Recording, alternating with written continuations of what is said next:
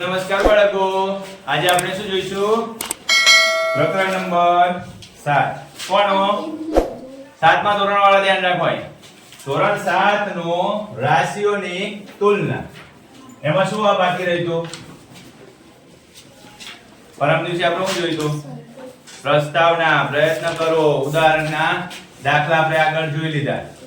હવે સ્વાધ્યાય 7.1 માં શાંતિથી જે પણ તમે શીખ્યા છો એ પ્રમાણે આપણે દાખલા ગણીશું. બરોબર? તો ચાલો પહેલો દાખલો 1/8 આપેલું છે. સૂચનામાં કીધું છે, સૂચનામાં તમને કીધું છે કે આપેલો જે અપૂર્ણાંક છે એ અપૂર્ણાંકને ટકામાં ફેરવો એવું કીધું છે. શેમાં ફેરવવાનું કીધું છે? ટકામાં ફેરવો. એટલે એને કઈ ટકરું કરવાનું છે? ના. શું કર્યું હતું આપણે? શું શીખ્યા હતા? શું કરવાનું કીધું હતું? 100 ને નીચે મૂકવાનું કીધું હતું, ભાગાકાર કરવાનું કીધું હતું કે 100 ને ગુણા કરવાનું કીધું હતું? 100 વડે ગુણવાનું કીધું હતું. કેટલા વડે ગુણવાનું કીધું હતું? 100 વડે. બરોબર? હવે 100 વડે ગુણો એટલે 1 ગુણ્યા 100 એટલે 100 ભાગ્યા 8 થશે. હાલો ભાગાકાર કરીને કહો મને. 100 ભાગ્યા 8 એટલે કેટલા થાય? કેટલા ટકા લખવાના? શું લખવાનો? ટકા. નિશાની લખજો ભાઈ ટકાની.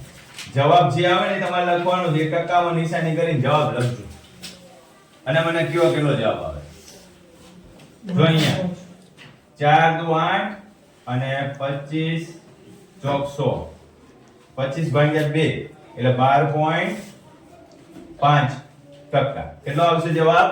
12.5 ટકા. બરોબર? બીજો જોઈએ બી.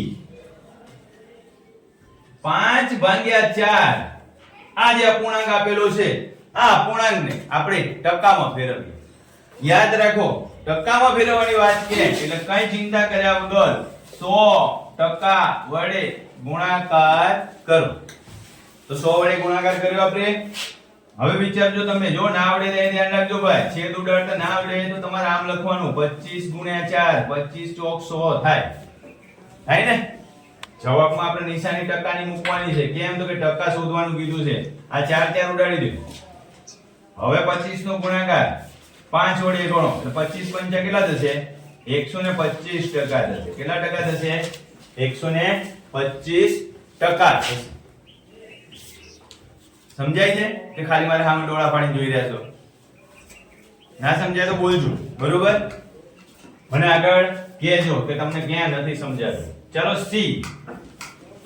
એનો અપૂર્ણાંક છે 3/40. કેટલો અપૂર્ણાંક આપેલો છે?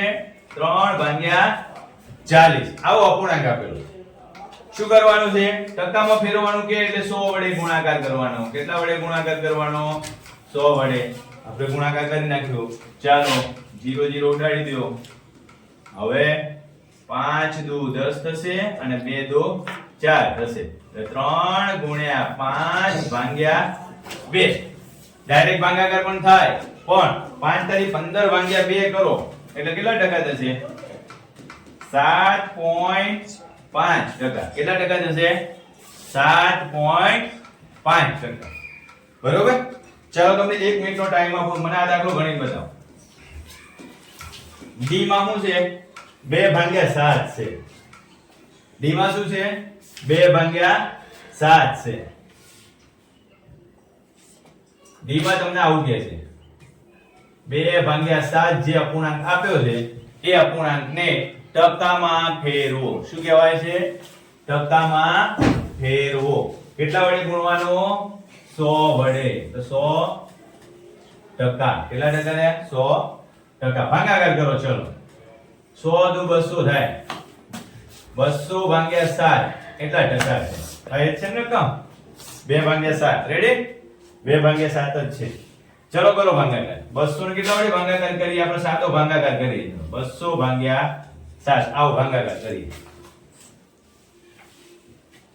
7 દુ 7 તારી 21. 20 કરતા વધી ગયા એટલે 7 દુ 14.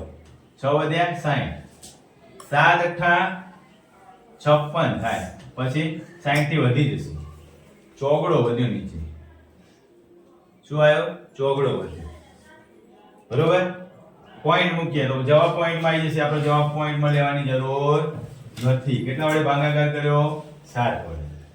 શેષ કેટલી વધી? 4. જવાબ કેટલો આવ્યો? 28.4 આ રીતે આપણે જવાબ લખીશું. તમે પેલી રીતે પણ જવાબ લખી શકો. દશાંશ એટલે કે પોઈન્ટમાં પણ જવાબ બતાવી શકાય, બરોબર?